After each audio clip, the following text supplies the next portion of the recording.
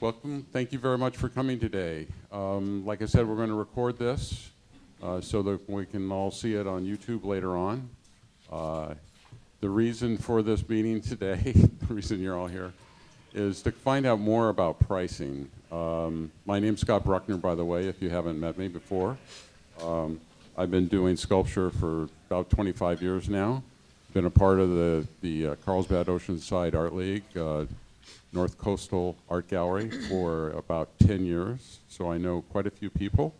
And I'm going to be the head of membership, I think, if I'm voted in next month. So it's No like, pressure. everybody's laughing because it's like, yeah, okay. Maybe. The reason that I came up with the idea of doing the program today is in those 25 years, the biggest question that's asked of me is, how do you price your artwork? And what we're going to do is be discussing that today. And it's there's no right answer or wrong answer, but that's one of the things that we're going to be covering. I'm going to introduce our panelists, and then I'm going to ask them some questions. And if you could keep your questions to the end of each segment. We're going to do 3 segments. So the first one is going to be pricing. We'll have an hour to do that in, and then we'll take a break at the end of that hour. And then the other 2 things we're going to talk about is sales and social media if we have enough time. But the biggest thing is to cover pricing. If it takes us the whole time to talk about pricing, then that's what we'll do, because I want people to come away with a better feeling on how to price their artwork, as well as myself, you know, because that's really a big question we always have. Let me introduce our panelists today, starting with Julie Waverling, and she's just coming back from ArtFest. And Julie served as director of Front Porch Gallery, a nonprofit gallery in Carlsbad, where she worked since January of 2006. And she just recently resigned that position.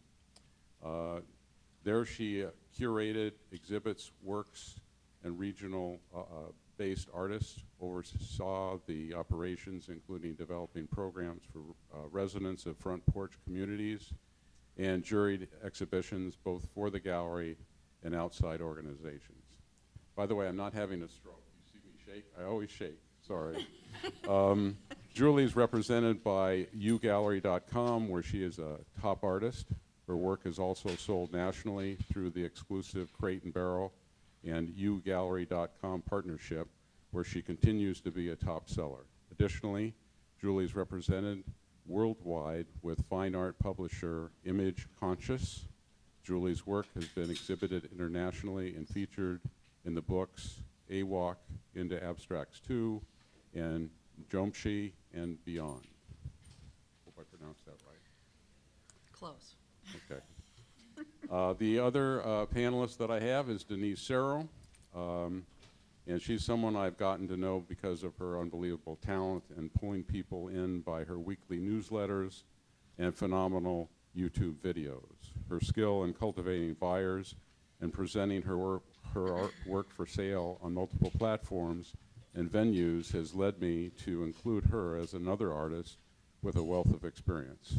Along with creating in her home studio, Denise teaches mixed media painting classes and is a founding member of the art collective 5 Art Studio in the Arts District, Liberty Station in San Diego.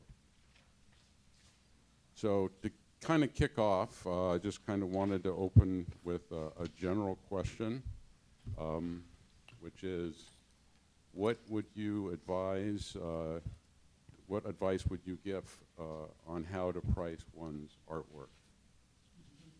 Julie, would you like to start it off?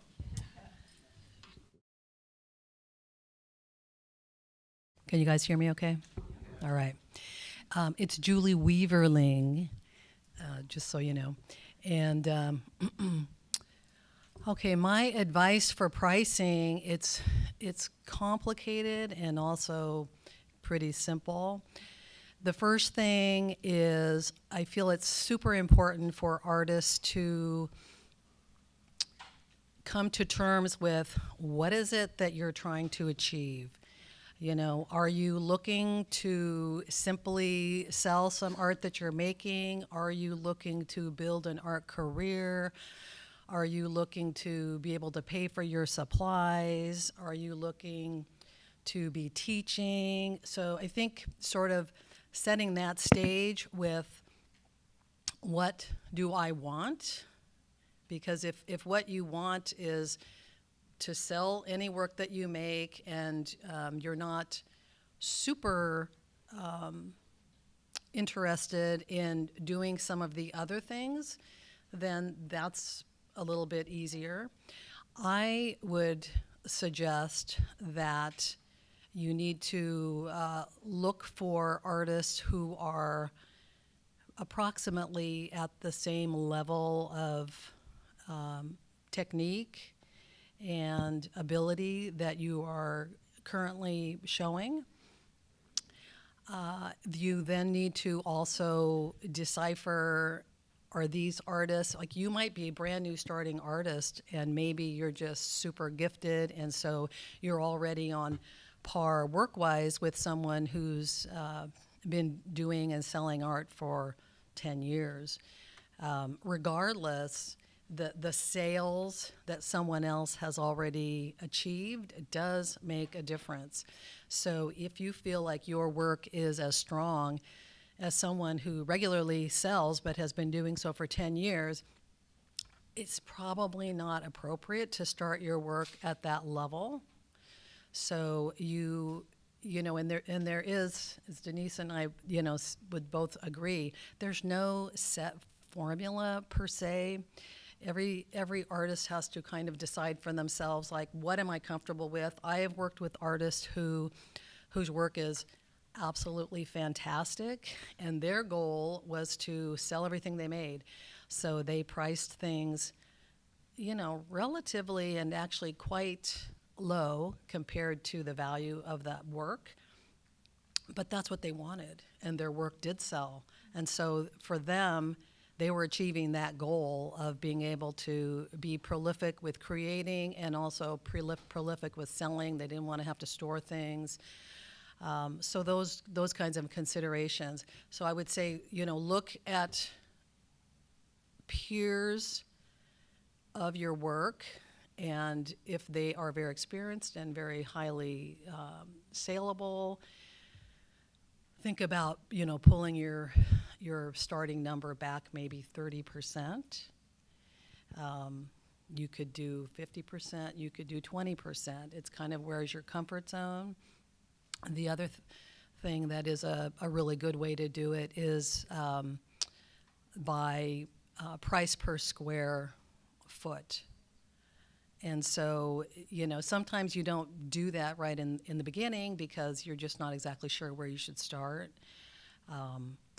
So in that case, you would say, let's say for like a 30 by 40 painting, that's 1,200 square feet, and so, or square inches. That's really big. Yeah. So you would look at what some of your competition or peers would be doing, and if they're selling their pieces for $2,000, for example, yes, I think that's about a $1.65, and you know, if you're not really experienced, you might want to have your pieces be substantially less. And I don't know how many people in here are even working that big, but let's just even say if it's an 8 by 10, you know, you have to kind of then consider if you're framing your work, you want to cover the cost of the frame. Sometimes people say double the cost of the frame, sometimes 1.5 times the cost of the frame. So I know it's kind of an all over the board answer, but until you kind of determine where you're at with what you want, that's my starting point, and I think we'll probably go deeper as we go. And so now we'll hear from Denise. Denise? Okay. And I agree with everything Julie says. It's really a very personal thing. But I want to say I am one of those artists. This is my personal thing. I paint a lot. And I don't want stuff stacking up in my studio to where I have no room. So I price my artwork, I think fairly reasonable, and it moves. And to me, that's really important, because what is important to me as an artist is that I'm painting. And when I run out of room, I stop painting. So I think to be down at the very basics and figure out what you're comfortable with. First of all, I paint pretty fast. Some people don't. They could take weeks on a painting, and you're going to price it differently than I would. So you kind of have to figure out your own comfort level and come up with a formula. And like Julie says, the per inch formula is really easy to do, and it's really easy to know what your prices are, no matter what you're working on. So when somebody comes up to you and asks you how much is that 20 by 20, if you don't already have that formula figured out, then what you're presenting to them is, I'm not really sure. And that doesn't give them confidence in buying art from you. So I highly recommend getting your formula, doing your per square inch, and figuring out where you want to start. A really good starting spot is at $1 a square inch. So a little 10 by 10 painting is going to be $100. Now, you look at that painting, you take into consideration what the work you put into it, how much time you took it, what materials you're using, and then either back it up, because I think it's really important what Julie says. You're not going to look at your 10 by 10. For instance, there's an artist in San Diego that we all follow and love, Sarah Steiber. She charges $3,400 for a 12 by 12, that the rest of us might be charging $275. But she's international now. She just somehow has had her photograph is on the Sony building in Times Square. She's a great marketer, and she's a young gal. But it took a lot for her to get there. So $3,400 from a 12 by 12 from somebody who collects her, it's not a big deal. So you got to find out your own personal comfort zone, where you fit in, figure out your price, and then you look at each piece. Once you've got your formula and you know that 12 by 12 is, let's just say it's going to be 120. I put in more work. I think I'm going to make that 200. No, it was really quick. It wasn't a big thing. It's just part of another series. I'm not going to raise the price. Figure out what you're comfortable with. Figure out your formula, and then stick to it until you're ready to make that jump and go, I'm not going to do $1 a square inch anymore. I think I'm ready for $1.50. And then feel it out and see how you do with your artwork in that price range. And it can go up, and oftentimes it does. You just have to know what's important to you personally. Excellent. Thank you very much. That's covered a lot of ground. Couple of questions that I have. One is, does the gallery location have an impact? And does the artist need to keep their prices the same for all venues? Go, Julie. Yes and yes. Yes, the gallery location definitely makes a difference. If you are showing in a front porch gallery in Carlsbad, California, that is not necessarily going to be the same thing as showing in a gallery in Laguna Beach. I speak from experience, and a long time ago when I was first in a gallery up there, they just immediately said, these prices are too low, they have to be higher.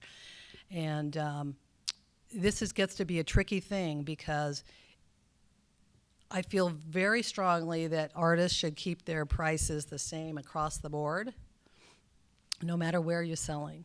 So if you're jumping to a high-end type of location, you can't just have the prices be high there. Then you have to take that like as a sign of confidence that your work is worth more, and you're going to have to increase it all the way around.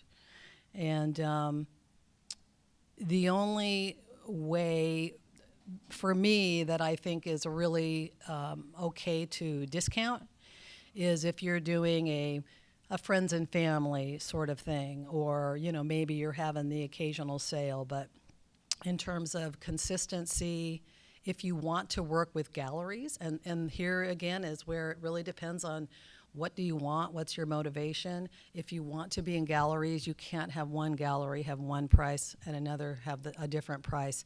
Perhaps you could have your price per square foot be different if you were selling like completely different sizes or a different body of work. But if you're essentially selling the same size and the same work, you need to keep it consistent.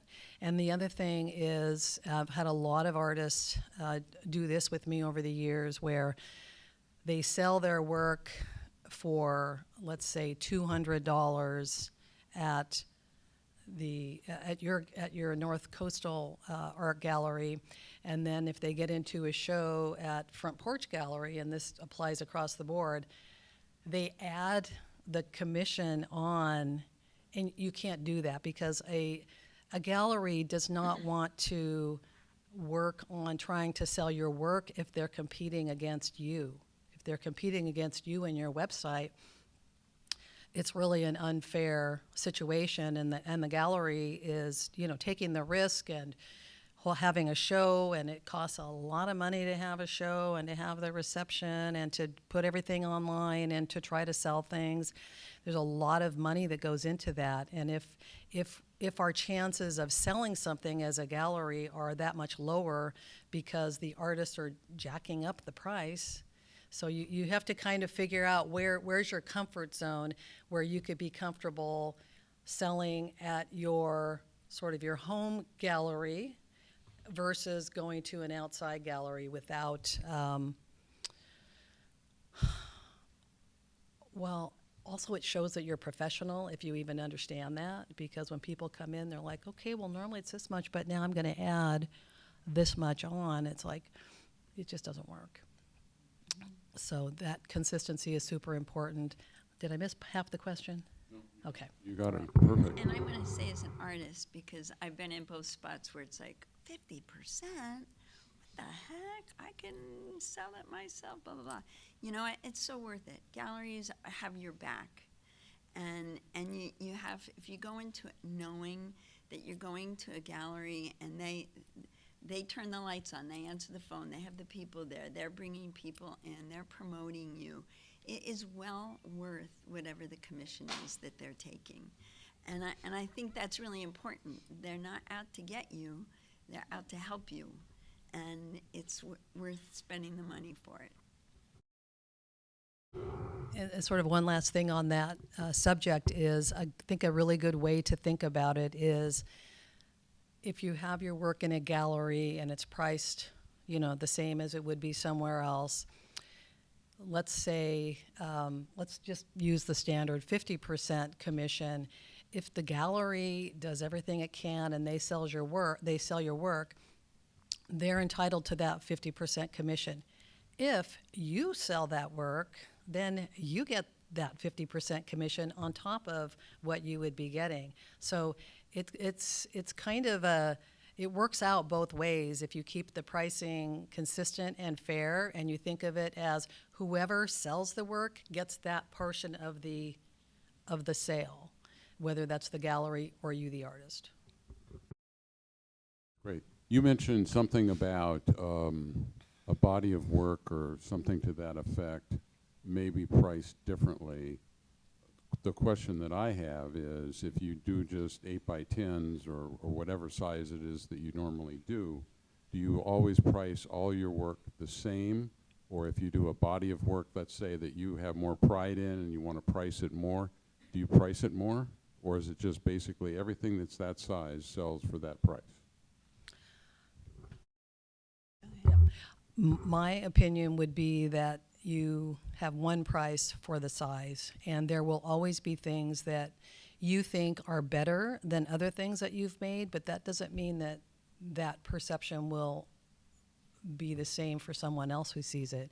So what you find as your favorite and like, oh, I put so much more into this, the perceived value will probably not be very different for someone else. And what happens a lot of times is, you know, if someone has, let's just say there are 5 8x10s that are in a show, there's always going to be someone that just like there's one of those pieces that someone thinks this is the one that's so much more special, and it's not often even the one that the gallery director or the artist thinks is the best one. It's so subjective as to what appeals to people. So if you just keep that consistent, then it's really easy. It's also easy to remember in your head. I sell this size for this much, this size for this much, etc. So this one, I disagree a little bit, just a little bit, because I do tend to work in a series. When I have my paint out, I'm not going to just paint one. It's like I got it out, I got a bunch of canvases, I'm painting a whole series. So my prices stay relatively close, but I price each series differently. So maybe I charge $200 for 10 by 10, and I don't usually work that small, but 10 by 10 over here, it's a new series, this is my new work. I might make it $275. You know, it'll be slightly different, because I don't want to look like I'm manufactured. Here's all my 10 by 10s are all this price, and all my 18 by 24s are all this price. I price them according to whatever the series is that I'm doing. That's personally how I do it. But within that, they're very consistent. What about pricing your work on your website? Listing prices for your work on your website. Go first. And yeah, I do across the board, no matter where I'm putting my work, it's always the same price. So it's the same price on my website as it is when I do Art Walk. And the only difference is with Art Walk is I set in my mind my discounted price, because 9 times out of 10, somebody's going to ask you, well, are you workable on that? And if they're in front of my painting and they look like they want to buy, in my head, I do a 10% discount, that's it. But I have that set, so there's no haggling, there's no, well, you know, it's like 10%, that's it. But other than that, so that's the only difference from my website. Website's a set price, and I might deal with people when I'm at an art show. But other than that, across the board. So to clarify, so you're saying that you do price on your website. So I could go to your website to see how much your prices are? Oh, you're asking, do I put my prices on my website? That's correct, yes. There you go. Yes. Why not? I personally don't like, if I have to ask somebody, if I go to a show and say, how much is this? I'm probably not going to ask. Because I figure if they're not putting a price on there, it's something probably I can't afford, so I'm not even going to, I'm not going to embarrass them and myself. So, you know, the prices, you're going to find out one way or another. This way I know that somebody who's looking at my art sees my price, and this just happened to me. This morning before I came here, they gave a list of 6 paintings, big paintings off my website that they want to look at. And they saw my prices. There's not going to be any surprise when they show up in my studio and I say, well, that's how much it is. They already know. So I think it's good. So I feel like this is just a completely personal choice. I think if you're going to be a professional artist, you definitely should have a website. And whether you have your prices on there or not, I have had them in the past. Currently, I don't have them because I'm not trying to actively sell from my website. If I was, I would definitely have them on there. So I think it really just depends. Who is the audience that you are looking for to visit your website? And if you're looking to make direct sales, then you would definitely want to have your prices there, because I agree, you don't want people to have to chase you down. But if you're looking for people to be contacting you for other things, for commissions or for different projects and things, then the prices aren't as important. And so again, it's kind of like what is it you're trying to achieve? I Oh, I was just going to say, and also, totally makes sense if you're doing Art Walk to have your kind of friends and family discount ready to go if needed. And I always, I never offer a discount. I never have, unless someone asks. And then if it's over a certain dollar amount, I'll offer the 10%. But yeah.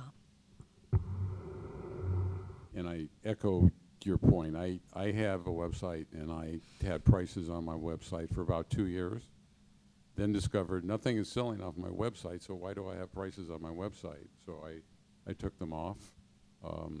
And we can go into that maybe in the next thing on social media or sales. But yeah, what are you using your website for? It sounds like, Denise, you're using your website to sell your work.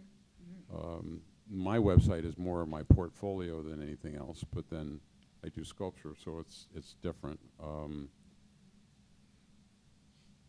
Getting into something else here, originals versus Jaclés or prints. Can you guys comment on that as far as pricing is concerned?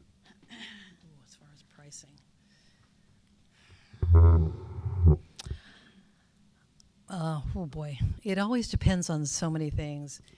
One thing I will say, if you're like kind of new to selling your work and you're going to be in art fairs or different things, I don't recommend that you rush out and try to have a huge number of giclées and prints available.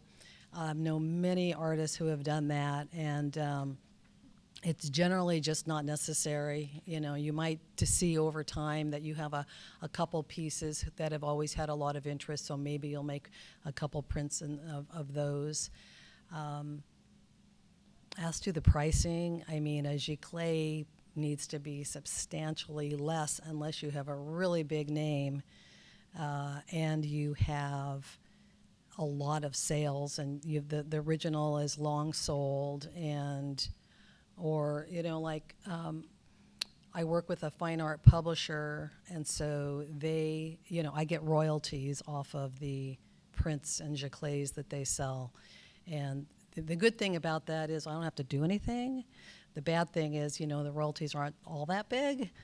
But still, you know, over time it does add up. And so you can, it's a good way for an artist to be able to increase their income without always having to sell the really higher ticket items. But you just have to make sure that if you're doing that, you're not going to water down your original sales. So I don't put anything out to a publisher where if I still have the original, if I haven't tried to sell the original, if it hasn't sold, I don't have any prints or giclées made of it because I don't want to water down that original. Pricing wise, I haven't really thought about that. I'm going to think about that a minute while Denise. I have a very short answer to that because I also do my artwork with a licensing company, which is a really great way to have a passive income with your artwork, because the way it works is you do pieces of art for them, to give it to them, they photograph it, they send it out into the world, and typically they work in the trade, so not anybody can buy your artwork. And then I get it back, so I could do anything I want with that artwork. But it's nice. It's a good way to add income from your artwork. If I wanted to order prints from them, I could. But for me personally, I feel that having prints, coffee mugs, T-shirts, whatever, all of that stuff waters down your original art. And when I go to one of the art fairs, I want them to buy my art. I don't want them to really buy a print of my art. And not everybody can afford it, but like many people, if there's something you really want, you make you save for it. I want a piece of her art. And I've had many people come back and say, I've followed you for so long, and I finally am gonna buy that piece or whatever. It makes it more exciting, I think, for them. And I personally just don't feel like I want to water it down with prints and the like. Again, a personal Totally personal choice. That being said, I also do know artists who make a very good living by personally selling their originals. Thinking of one artist that I know who does just amazing large-scale watercolor pieces, and then she has a huge print business as well. And but you know that's where again it's thinking about what do you want your life as an artist to be, because that's a whole other ball game if you want to spend all of your time and energy making and selling prints. And it can happen, and it can be a good living. And I know another artist who did the same thing for like 15 years, and she was long past liking the type of work that she was doing, but she felt really locked in because her originals and her prints were selling so well. And she finally just had to step back and say that doesn't matter anymore, because it's not making me happy. And actually it hadn't since about the first year, when it was very exciting when everything was selling. So much of it is just really thinking about, what do you want this art life that you're in to be? So I take it that's a no to putting your artwork on pillows? Personal choice. But no. Yeah. I Not actually for us. knew an artist that did that and seemed to be pretty successful at doing that. Yeah. But his artwork kind of lend itself to that type of, application, if you want to call it that. So. I will say I don't fault anybody, any artist, for if they can find a way to earn the money that they need to earn, and if it's by using your art to make pillows or shower curtains or all the rest. They did that too. Yeah, Shower I mean, curtains. it can be successful, but it's just like, is that worth it to you? Is that, maybe that's what you want? Some people, they're just dying to have their work on all kinds of products, and that's not a bad thing. It's just not our choice. So that's just your own, personal choice. Denise, do you have anything else to add? No. Okay. I think that kind of does it for my questions, so we could probably open it up to audience questions. And Lorraine, we have a question over here. Oh, I don't need a microphone. Oh well, no. We need the mic for the recording. Impressive. But I can project. Yeah, really.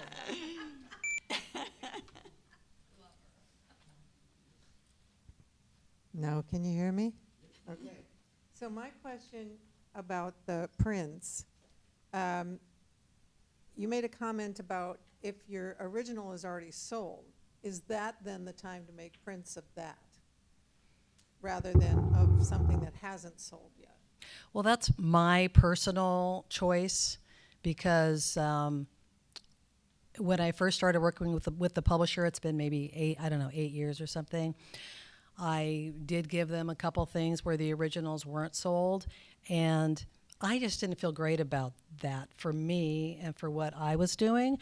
But Denise's situation is working differently, where she actually sends them the original, and they're doing the photographs and all of that, and then they send it back. It's kind of just your preference. Okay, thanks.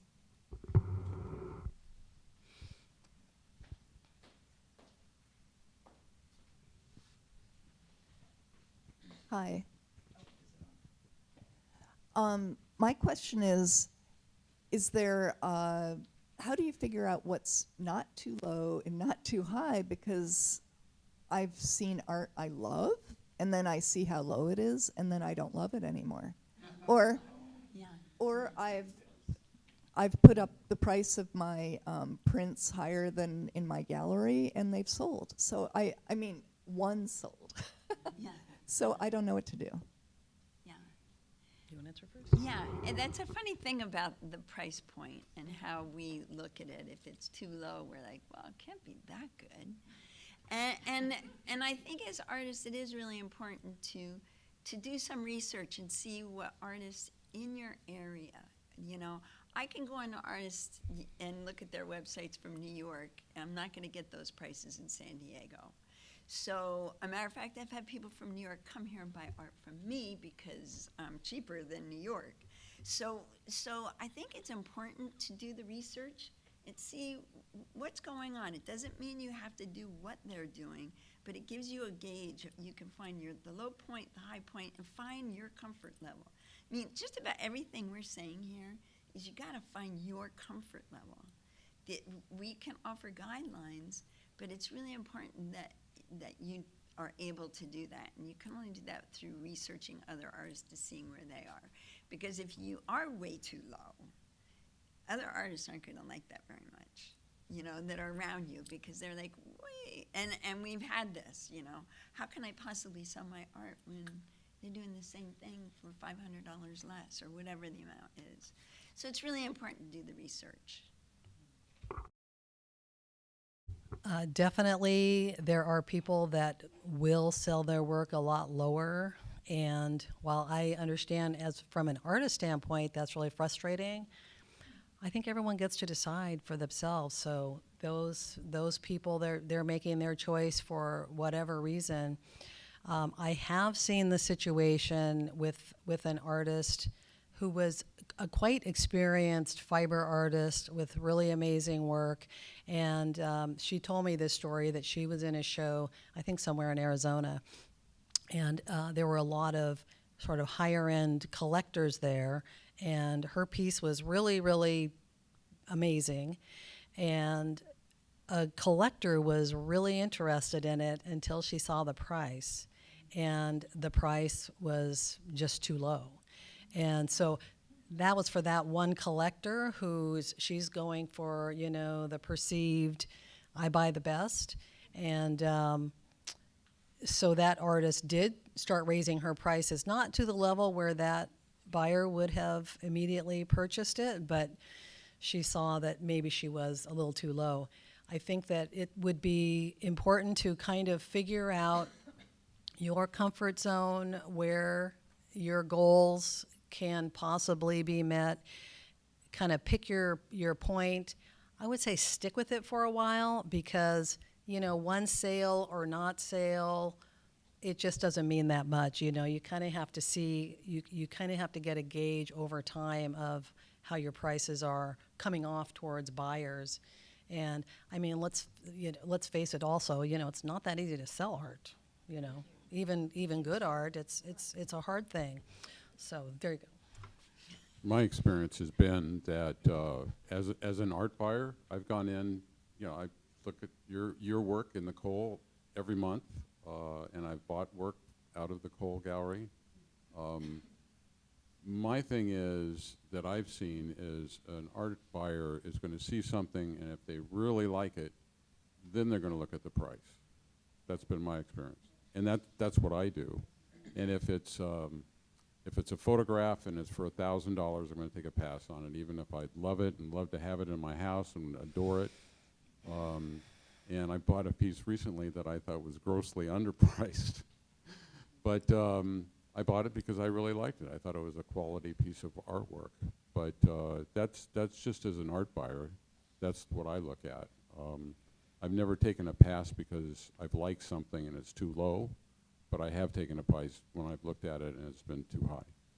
Yeah, I think that's kind of a certain level of collector where they're really hoping that they're looking at it more as an investment rather than as most art buyers, where we just want something that we fall in love with, that we want to live with.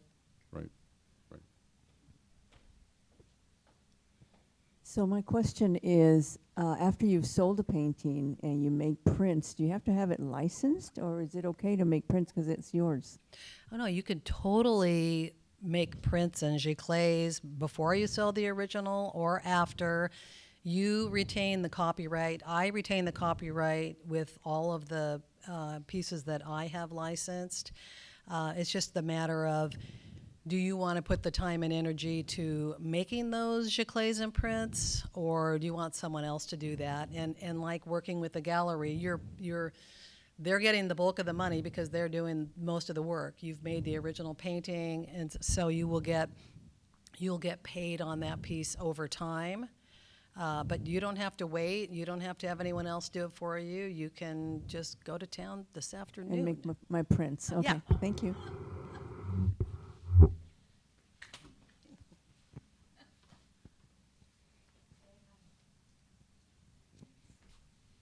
Hi, is it on? You have to hold it really close. Really close. I was just curious, does a dollar per square inch, if you were a watercolorist, let's say I like to do some watercolors that are super simple, kind of a Chinese brush, a few strokes of simplicity and leave it go, always feel bad doing the square inch on something like that. No? Can I answer? As that? opposed to something I spent days on, you know. Well, you kind of have to equal that out, and that also comes like what I was saying with a series. You know, if you're doing a series of just watercolor, quick sketch things, that's going to be different than if you do oil paintings. And I have an artist in the studio I'm in, Liberty Station. She does abstract acrylics, and she also does representational oils, and those are two different price points. So you have to kind of look at what the art is you're doing and then take it from there. Yeah, and then just be consistent with that, with those, you know, more simplified things. You're going to keep your prices consistent with those sizes, which would be different than the ones for the, you know, more And difficult also, work. it all equals out. You know, it all kind of equals out in the end, because there's going to be pieces that you've spent days and days and days, and you know, just don't get the money that you wanted, and then you can't feel guilty about these things that are quick, because it all just balances out.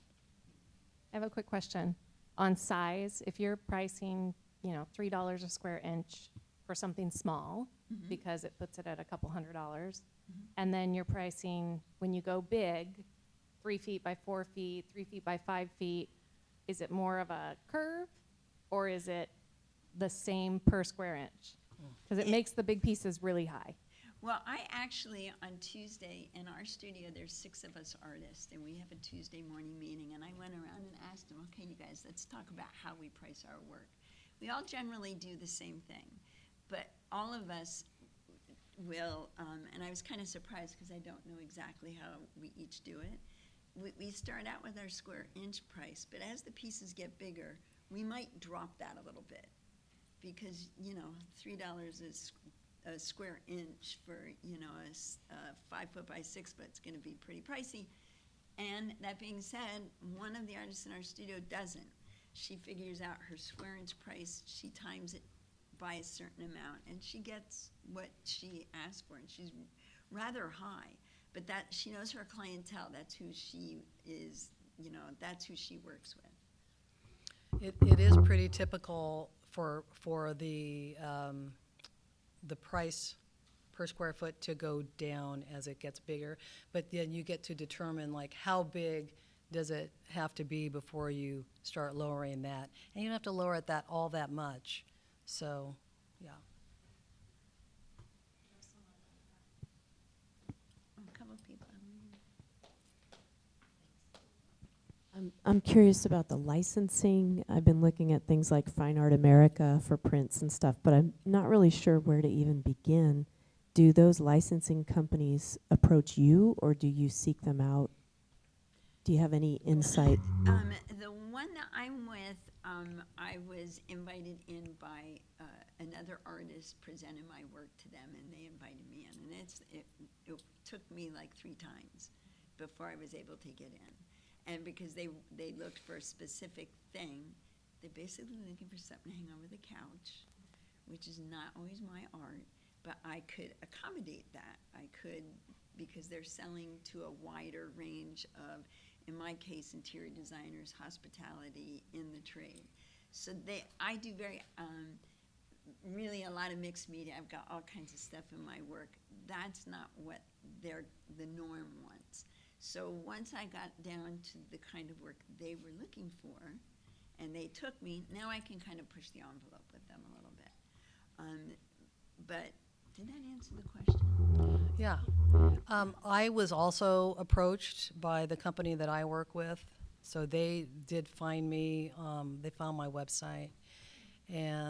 But it's also fine for you to approach them. You would want to research the fine art publishers, the licensing companies. You would want to find ones that your work would resonate with as much as possible. Doesn't have to be like, I mean, obviously, if they already have somebody whose work is quite close to yours, that's probably not a good fit.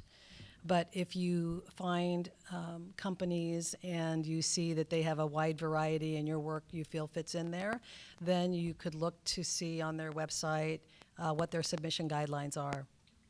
And they'll probably have you send, 10 photos or something, and yeah. Is a publisher a licensing company the same?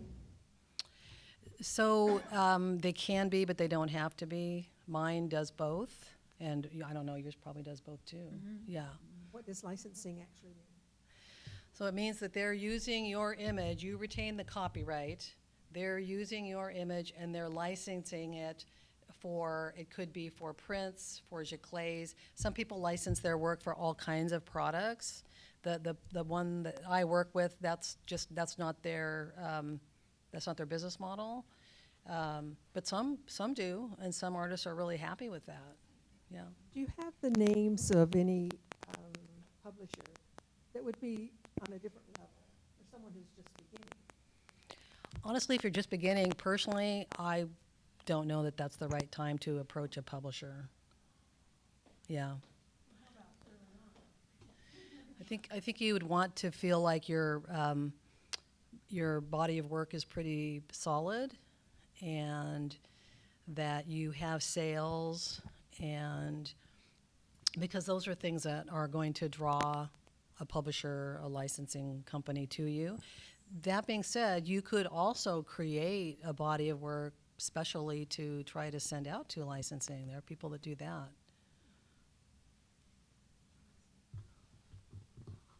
And I would just research them online to look for ones that you think are a good fit for the kind of work that you do. How would you go about pricing a piece of work in a non-gallery? Let's say you approach an office building, a doctor's office, a restaurant, a bar. You have a price set, but now as a manager, because they'll get the commission, do you have to figure that out with them?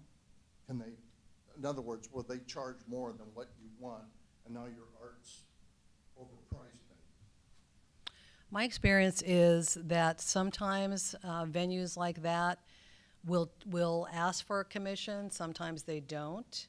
And regardless, I think you have to set your prices, and I think you need to be consistent with them. So if you don't care about, let's say for this 6-month time period, when I was first starting, I put large paintings in a hair salon for about a year, and it was successful. And then I didn't want to do that anymore, so I took them out. But I set the price. They didn't charge me any commission, and it was a good situation for that time. But as I was sort of progressing with my art, I knew that wasn't going to fly with a gallery of any type or things like that. So I think if you don't plan to be in another gallery, you can price your work sort of accordingly. But if you are, you're going to still need to maintain that price across the board. Yeah. Do you have something to add to that? I've had my work in coffee shops, or most of them have a set. They're happy to have art, and they don't have to pay for it, and their walls are filled with art. So, typically it's been, they may have. Usually they don't ask for a commission, but when they have, it's been small, and they've already set it, and I keep my prices the same as anywhere else I would have them. This might be a dirty word, but NFT. I get approached by them all the time on Instagram and on my website saying, well, do you want to sell? We want to buy your art in NFT. I'm like, what? No, go away. But what is the deal with them? Here's the trick. You go on Instagram and there's a little place where you can put in words you don't want to show up in your feed. NFT, buy me, show me, follow me. Anybody who's soliciting, I go right to this, and I wish I could tell you that setting, that you can go in and you can type those words in and they will never show up on your feed. Because sometimes you open up and there's a whole slew of people that want to buy your NFTs. Scam, scam, scam. Yeah, yeah, and I don't understand it, so if I don't understand it, I'm not going to sell my work for it. Denise has a final comment regarding pricing. The last word, I got to get the last word in. She always has to get the last word in. If you haven't gone down to the Watercolor Society and seen their international show, it's a really good look at pricing because it's international. I mean, I think there's 19 countries that have pricing there. And for those of you who don't know, the Watercolor Society is not just watercolor anymore. It's a water-based experience, is what they're saying, because I believe watercolor probably wasn't enough to keep the doors open. Or they didn't have enough people that were really, adding to that. Whereas acrylic, abstract, they're really being much more inclusive. So their international show started on the 1st and it goes through October. Is it at Liberty Station? It's in Liberty Station and the gallery's free.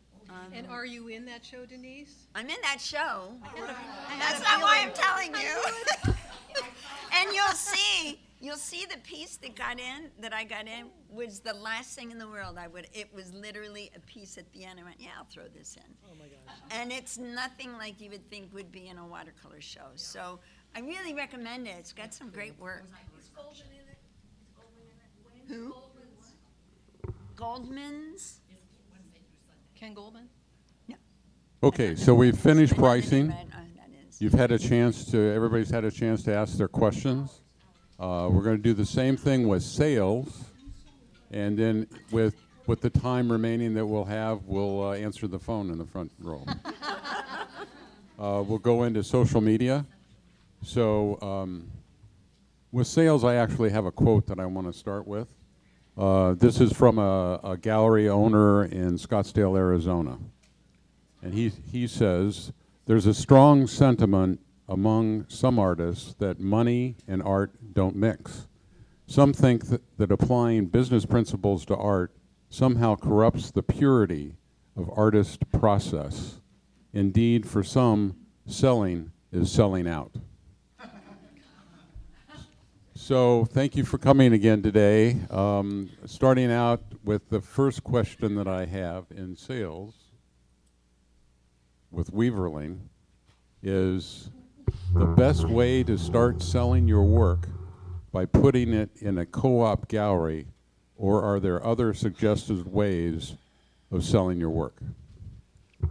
Well, as always, I'm going to say it really depends on what you want.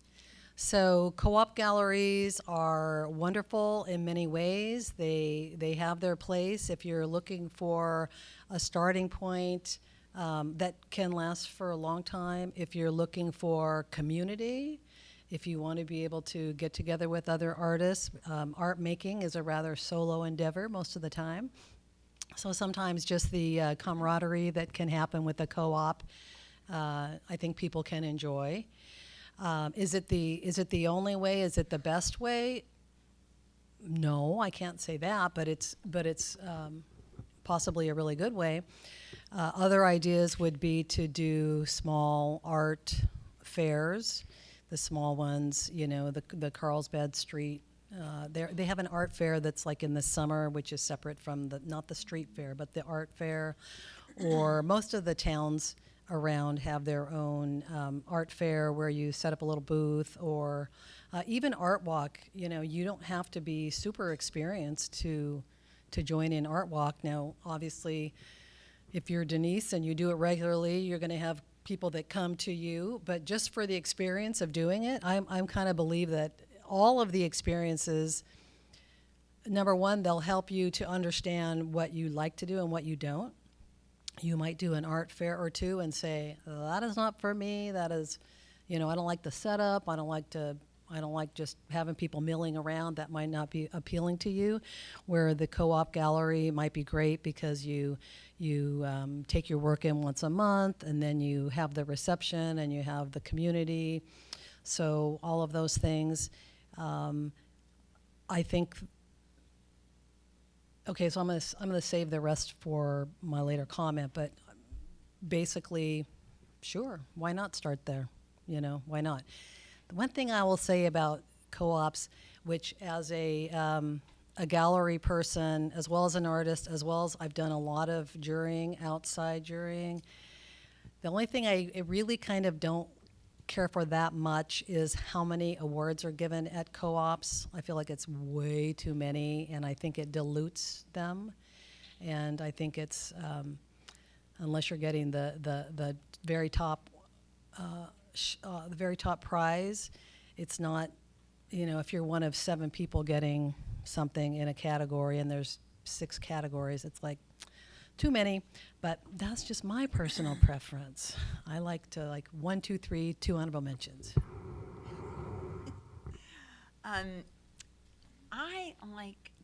I've been in co-ops, and it's a great starting point, I think. And it's also, you have to be aware of the co-ops that you're in and how they're perceived, and because that's how people are also going to look at your artwork. So if it's a co-op that's a little bit more, you know, artsy craftsy, that might not be where you want your work shown. I've gotten to where I love doing art walk, and a lot of people don't like to set up for art fairs because it is really grueling. But it's so much fun. It's the only time when you have your art in a co-op or somewhere where you don't have to be, you don't get a chance to meet with your buyers or potential buyers. And I think that's really, really important. And it's also how you perceive it. I don't look at Art Walk like, okay, I paid this amount for this space, I gotta make my money back. You pay that amount 6 months before the show ever shows up. So by then, that money's out of my mind. I look at Art Walk as it's my advertising budget. This is the time I get to go out and talk to people, show my work, talk about my work. They get to meet me, because how many of us have bought a piece of art, not because they really liked the art, but they really liked the artist. They made a connection. It's like, I want a piece of them. And I think it's really important to be out there where you are actually the face in front of your art. And it's hard. It's hard to stand there and see people walk by and say, well, what about me? And you're putting yourself out there. But it's, in the long run, it pays off. People come back, they get used to seeing you. And then you figure out which shows you want to do. I will do the 3 art walks, and that's all I need to do in San Diego.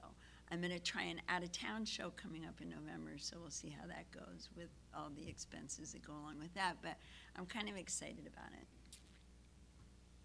Great answers. One of the things, excuse me, is that I'm not on the panel, but I'll give you my opinion. I belong to Cole because it allows me not to have to pursue a retail gallery. But I also understand that in order to become a known artist or be known in the artist community, you need to start somewhere, and that's where I started. What I'm doing now is I'm entering a lot of shows, of which Julie has, not given me a prize in one, but it's just a way that I've tried to get my name and get my work out there in other galleries and other locations. It's great to be in Carlsbad in the North County. My goal, my personal goal, is to get down into the San Diego area, and the way I'm doing that is trying to apply for shows down there so that I get into galleries and get known down there. But you got to start somewhere, and I think the Cole is a great place to develop your experience. Like I said, I've been with Cole for 10 years. I've been on the board at Cole, and I have found that I haven't had to go out to a retail gallery because I sell enough of my work. I'm not like you, Denise, or you, Julie. I don't create a lot of work. My goal is to have 12 pieces a year. So at that rate, I'm not building up a huge inventory. But I think when the inventory, and you mentioned inventory, Denise, When the inventory gets to a certain stage, I'm going to have to do something probably other than Cole Gallery. The other thing that I've been kind of complaining about is I don't think we as artists at Cole are really hearing about all the sales that are really happening. And there's been record sales in the last year or so. Pieces are selling off the gallery walls for $1,500 and above. We had one month where the sales were like 8,000. And for Cole, that I don't know why we're not being told that, but it's happening, so hang in there. Mercedes, you just sold a piece of work, I understand. So people are selling artwork. The other thing that I'm going to say, and then I'm going to shut up and throw it back to the panel, is a lot of it has to do with how many people are seeing your work as an artist. The Cole Gallery, if you don't know, we see 1,000 people come through the gallery each month at a minimum, and they're buying the artwork. So for sales, that's been it for me. I haven't been able to sell a lot online, although we're going to get into social media in a minute. And I don't have a lot of questions that weren't answered in the first part of our discussion. Yeah, all the questions I had for this segment are basically already been answered. So go ahead, Julie. Yeah, please. So I really strongly agree with Denise that the artist has a lot to do often with why work will sell.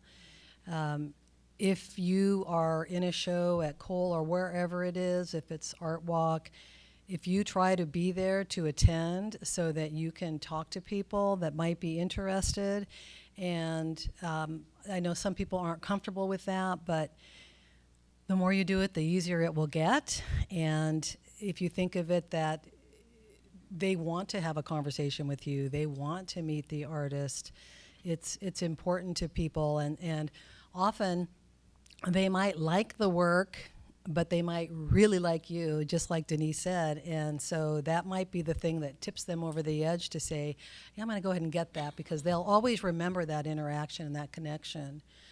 Then I had another point. Oh, the other point was when you are talking to people, I think that it's important to be prepared with knowing how to talk about your art. So not only to talk about the specific piece that someone might be looking at, but to just generally be able to discuss whether it's your mixed media process or the subject matter that you choose, something that really can identify you and your work specially and distinguish it from other people. I totally agree with that. I think I do a lot of reading about artwork and selling and whatever, but the one thing that's always stood out to me in my reading is exactly what you said, which is an artist, you're the one that's going to be selling the work. And the most successful artists are the ones that can sell their work in person. And that's a huge important point. You know, one of the things I'm going to start doing, I'm terrible at names. So what I'm going to start doing is at the receptions, and I hope you come to the artist receptions that we have at Cole, I'm going to start going up to you as an artist when I find your work, and I'm going to say, tell me about your work. What inspired this piece of work? So get ready. So everybody's going to avoid me now at all the receptions, I know. Scott, But another thing that you could do would be to set up a meeting like this and have people bring a piece of work, and not to critique the work or anything like that, but for that very purpose, just for someone to get up, speak about their work, speak about themselves as an artist, just to kind of get that comfort going if you're not comfortable with it. Because once you start doing it, your confidence goes up, and you'll soon find, you know, when people ask you questions about it, you can answer it because you've kind of been doing it over and over again, and it'll just, you might even be able to raise your prices. So. And the other thing is, I attend a lot of events where artists are talking about their work. It's a great way to find out how an artist talks about their work, you know. So I'm always going to those because I love to hear other people talk about it. I have one more thing to add. I really encourage people to enter shows. And it's really scary. I've had so many students who I've said, yeah, you entered this show. I didn't get in. And they let that stop them. Doesn't matter. I've entered shows, same painting, 3 different shows, and I get into the 4th one, where I haven't gotten into the other ones. And rejection is such a great experience. It makes you feel really strong about your work. It really does. When you get rejected and you're looking at it going, this is a good painting. What are you talking about?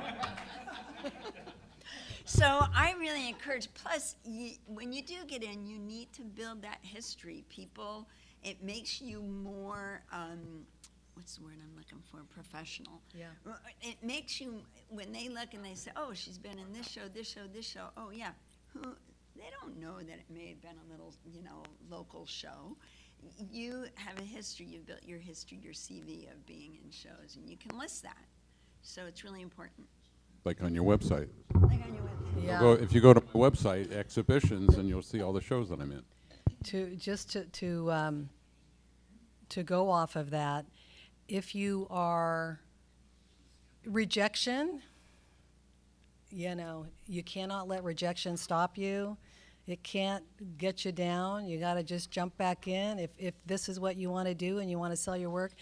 On the other hand, if you get into something, you can't think you're all that. It's like you almost have to just be able to take both sides of it a little bit matter of fact, like this is just all part of the process. You lose some, you win some. You can't get too low or too high, but just kind of keep going and keep the momentum moving. And I think that will work well. I think we've kind of exhausted up here, so let's throw it out to questions. Wanda.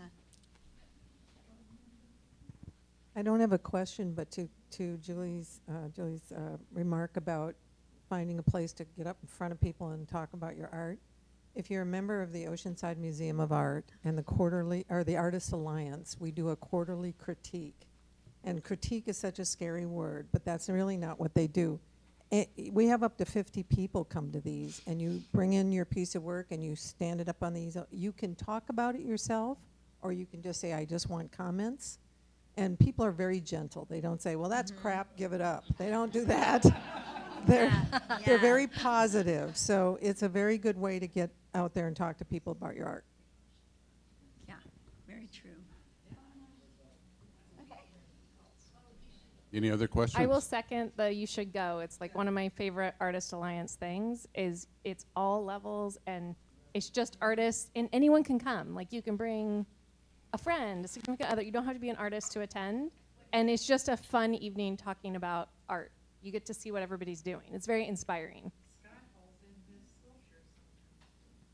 Yes, I attend. I attend them. Yes, I do.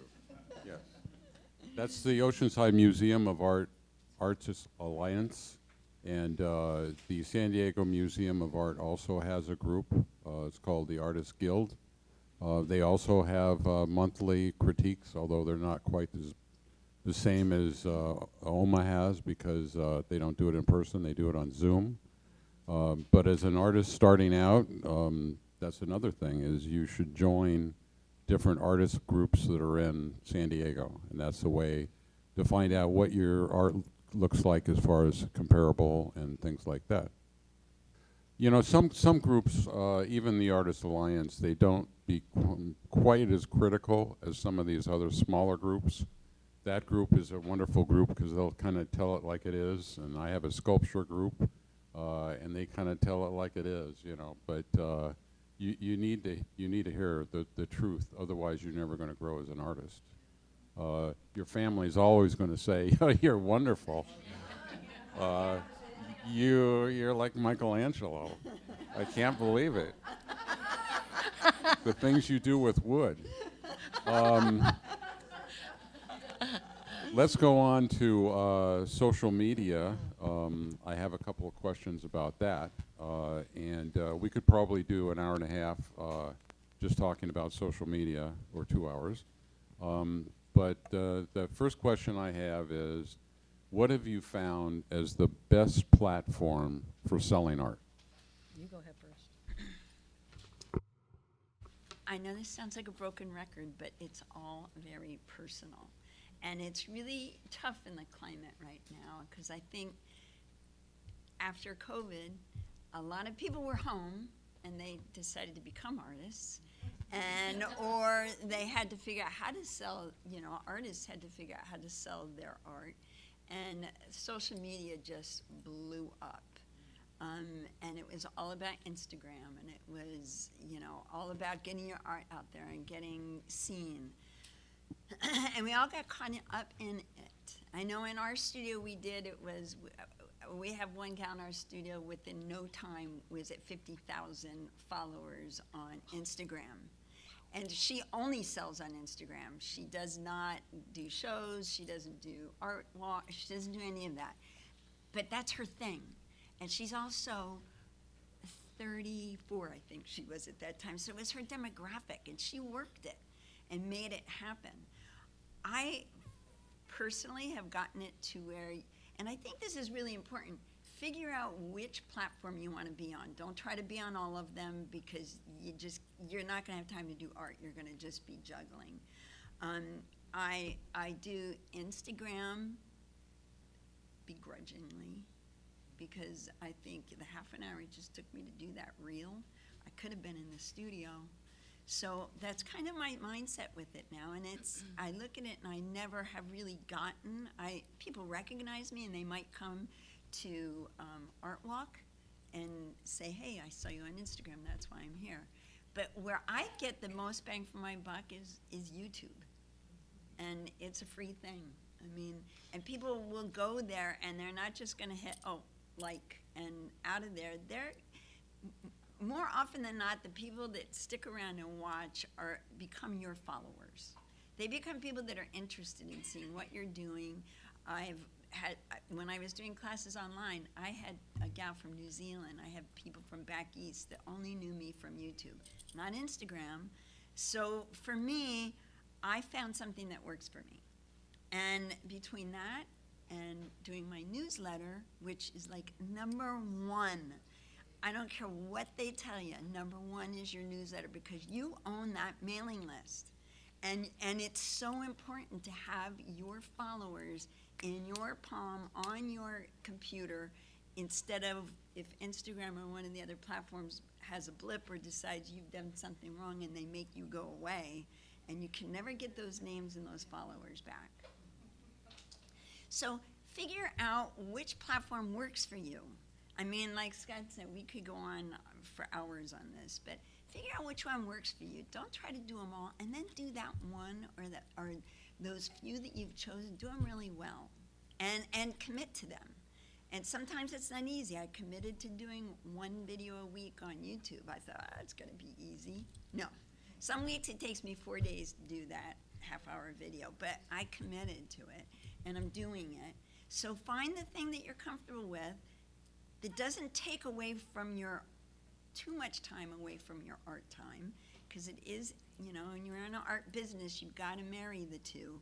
But find out what works for you and stick with that one and work it. Ditto. Yeah. I definitely agree that social media, it's just a time sucker. I really do not enjoy it, but it is kind of a necessary evil. And before I say that, the mailing list, we should have talked about the mailing list during sales. Yes, your email list is your ticket. If you can grow that, and you can start with a quarterly newsletter. Not that I've been doing it because I've been busy working with my job, but at some point now I'll have to resume that. But if you get your mailing list going, and then you can direct your mailing list to your social media and vice versa. YouTube, I just started a YouTube channel also. I have not made yet a commitment to doing one a week. We'll see how that goes. But I do think that either Instagram or Facebook, depending on sort of who your people are that you think would be interested in your art. Instagram is just really great for visual, you know, it's quick, you can see so much visual. It's just, even though it's quick and easy, it's just still a pain. And you just kind of have to understand that with, like with really any business, almost up to half of your time can be spent with the marketing and sales aspect of it if that's important to you. And so then thinking about where you're going to put that time, potentially money and energy becomes really important. If you're using Instagram, you can set up your accounts so that they automatically also post on Facebook. So that's kind of a plus. And but I do know that there are, well, your one studio mate doing all of her sales that way. I haven't personally really tried to sell via social media. It just hasn't been my thing. Now that I'm fully in it, I don't know. We'll have to see. But I know that there are a lot of people that can do really well with posting their pieces on Instagram, and they sell like, but you do have to have a lot of followers, and so that's a big commitment to try to get that many followers. Well, and not only do you have to have the followers, you got to do battle with the algorithms. Yeah. So it's easy to, I'm not going to say it's easy to get followers, but they just happen. People come across a picture they like and they click and they're following you. They may never see you again, because if you're not engaging, if you're not willing to sit there, and everybody who's commented to me, I always comment back, but I don't go looking. I don't go on Instagram looking for conversations. I have enough going on in life with friends, art, and what's going on that I don't need to go on and talk to people on Instagram who I'm never going to see. I'm going to gather all these followers that I'm never going to meet them, and it takes so much time. It really, you have to dedicate time, because if you're not doing those things, the algorithms go, and they put you aside in the closet. Nobody ever sees your work. So, and then the other pitfall is if you, I sound like I'm really down on them. I kind of am.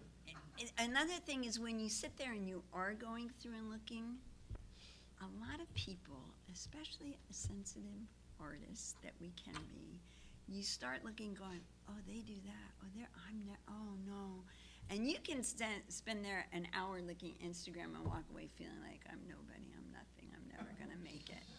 So, you know, if you can breeze through and just pick out things you like and walk away from it, that's great. But it's when it becomes a time suck and you start doing the comparison game, or you get so involved with things that just, you know, I make more sales and make more connections being out with the public than I ever will on Instagram. I think my recommendation would be to pick a platform.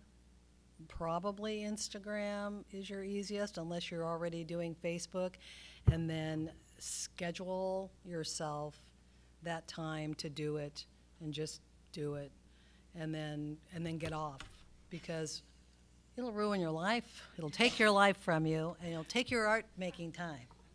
No one has time for that. Yeah, yeah.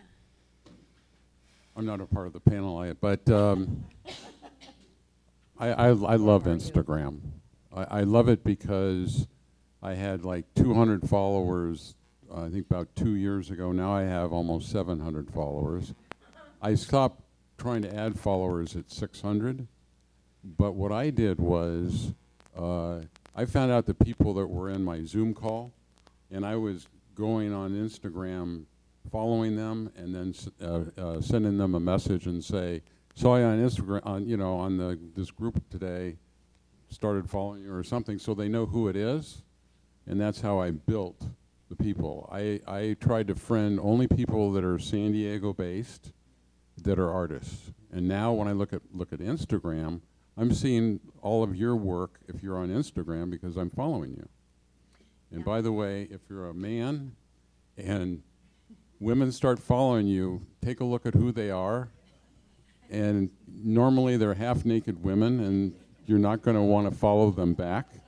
And from what I understand from talking to a woman recently, Oh my God. men are doing the same thing with they're you. either Oh. doctors or military or pet Astronauts. And it's just- or, They own their own jet. or they have grandchildren in the picture. It's like, and why do you want to follow me? I mean, it's so ridiculous. Yeah.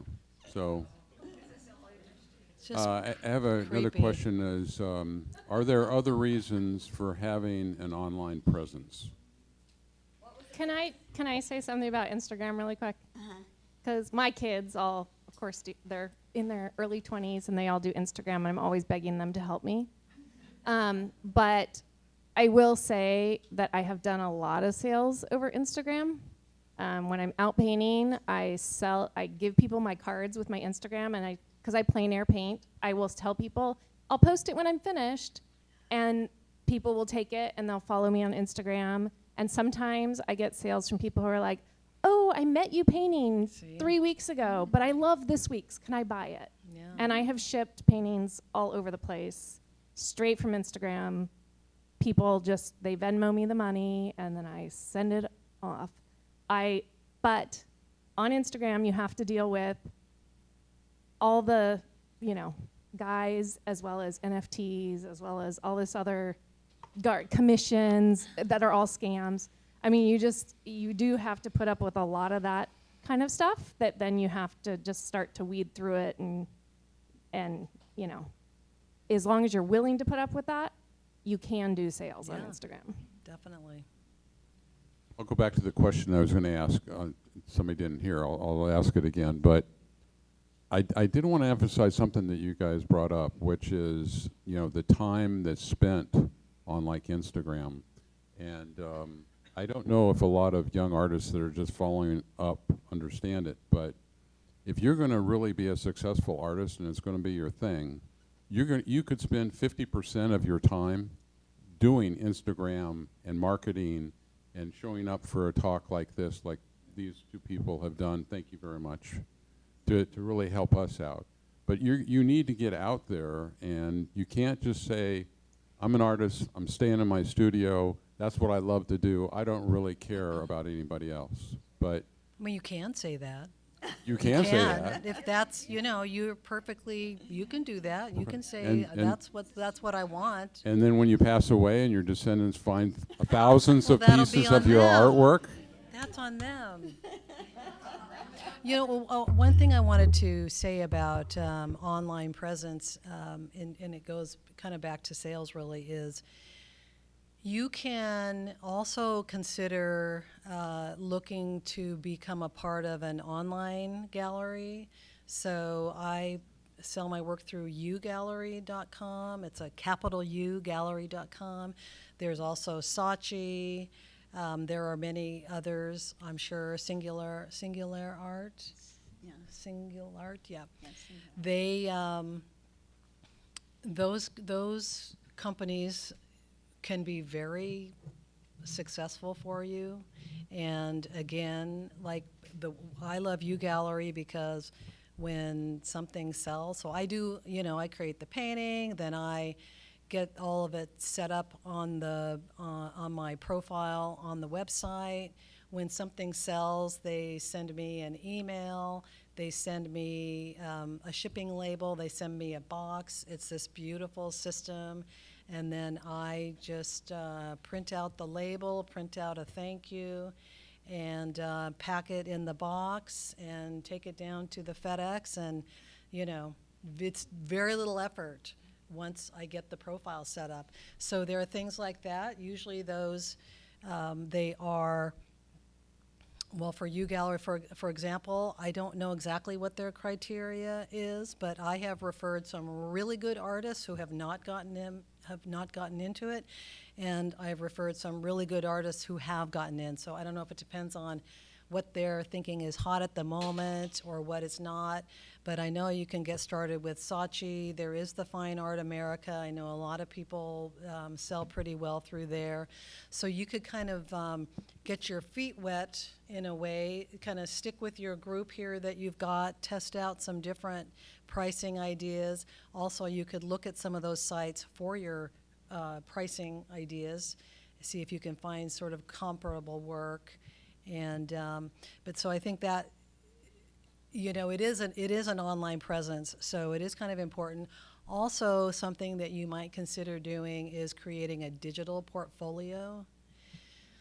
So a digital portfolio then is something that you could send, like if you're going to try to reach out to a gallery, whether it's a brick and mortar gallery or an online gallery. You could also, if you're looking for licensing, if you have a digital portfolio, it's going to essentially have maybe like up to 20 pages at the most, probably 15 to 20 digital pages, where you would have you'd have like your starting page would be an image of a piece that you like a lot, and then when you open up, you're going to, you know, have a short bio of yourself. You'll have your artist statement, and then you'll have maybe 10 pieces of art, and some of them can be pieces that are already sold. That's actually good for a digital portfolio if some of them are sold, because it just kind of shows like what you're doing now and what you have sold, and then kind of go through like that. And then at the end, you would have a picture, you know, a picture of yourself with all of your contact information. And that's kind of, you know, kind of a newer way of making your submission. And even if a gallery on their website or a publisher, they will often have very specific submission guidelines, and you do need to follow those. But if you follow those, but then also include this digital portfolio, and you can tailor the digital portfolio depending on who you're going to. So you could have like your kind of your main one, and then just make changes to it as you want to send it to different places as you feel is appropriate. So that's another good online source. If you have works that have sold, you have to put a price on there, through the galleries or publishing houses. Yes. You do. Mm-hmm. Yes, and on the digital portfolio, you definitely have the prices. Yep. You're going to have the title of the work, the medium, the size, and the price. And if it's sold, you would just indicate sold.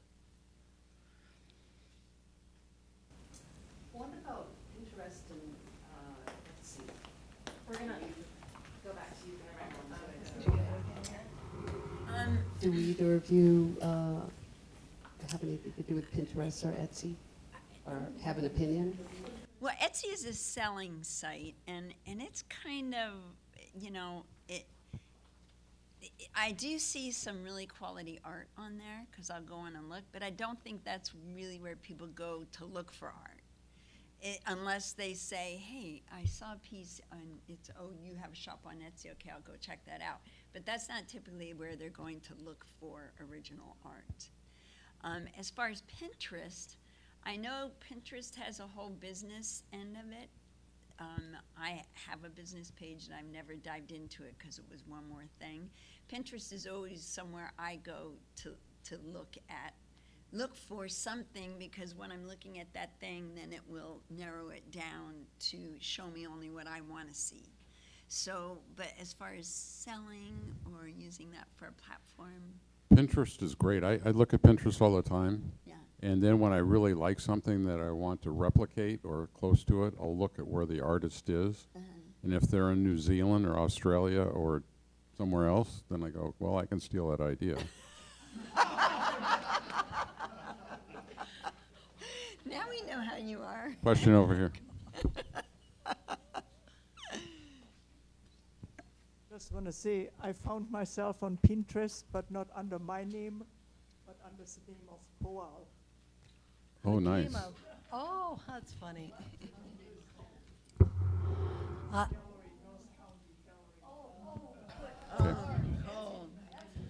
The only other comment that I have in looking at in the portfolio, I'm sure glad you covered that, because that's really important, and it's easier to do than you really think. I mean, if you have a PowerPoint program, that's what you do, and that's the way you do it.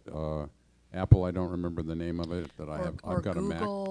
Google Slides, I think. But you know, Yeah, it's it's not hard. that hard to do. It's not that hard. photographing your art is number one. Hopefully you've all conquered that, because that's like one of the first challenges that any artist has, which is to photograph your work. Approaching galleries, which I haven't done, I've kind of upfront told you I haven't done that, but I think everything I've heard about doing that is to, if it's a local gallery, local being in Southern California, you should kind of visit the gallery and check it out and see if it's a place for you, and maybe approach the people that are the gallery owners or running it, right, Julie? I would definitely say do your research online. Look at the artist and the art that they're showing to see if you feel like you're a good fit. Look at the price points. If the price points are way above where you currently are, then you're probably not a good fit. If you identify one or more galleries that you think, this looks like it could be a possibility, then I would say go there. I would not approach the gallery staff or the director when you're there. I know there are people that say you should do that. You know, people don't understand that, you know, if you're running a gallery, just because like there's not an event happening at that moment, you're working. So it does really like stop your workflow if you're interrupted by that. And typically the information as to what is wanted is on the website. So if you do that and follow that, I know I would always respond to people. There were times if I'd get caught up, it might take me a little time. I don't know that all galleries do that. Sometimes I think they'll only respond if they're interested, but I think that's just, you know, that's just part of the way it goes. But I wouldn't just drop in. Okay, closing comments. You can do it. Denise. That was it? That was it. Wow. You know, like we've been saying the whole time, find what you like. If you're excited about it, then stick with that. I get excited about writing my newsletter. I get excited because to me, that, my YouTube, everything I do, if it's creative and it makes me feel good, I do it. And your gut will tell you, and just do it. Ditto. One of the That was all. That was all. I would just like to say my closing comments are, I want to thank Julie and Denise for spending this time with us. It's been really exceptional.